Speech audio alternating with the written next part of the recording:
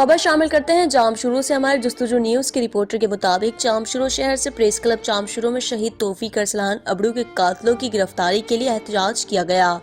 मोहम्मद अशरफ अबड़ू, नबील अबड़ू, जमील अबड़ू, इसरार अबड़ू सरपरस्ती कर रहे थे। एहतजाजी रैली की 27 अक्टूबर 2021 को दोपहर 2:30 से 4:30 बजे के दरमियान नसीराबाद के करीब नामालूम अफराद ने तौफीक अबड़ू उर्फ अरसलान अबड़ू पर फायरिंग करके उसे बेदर्दी से कत्ल कर दिया।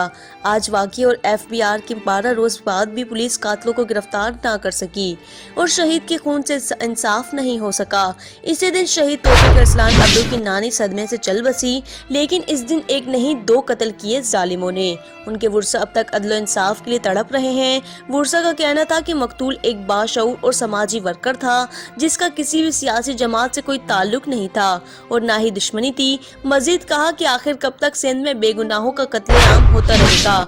इसका मासूम 15 माह का बेटा महरान यतीम हो गया।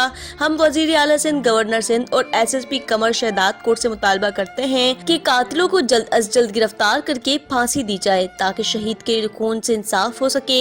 अगर शहीद तौफीक अरसलान अबड़ू के कातिलों को गिरफ्तार करके फांसी ना दी गई तो हम एहतजाज का दायरा वसी करेंगे।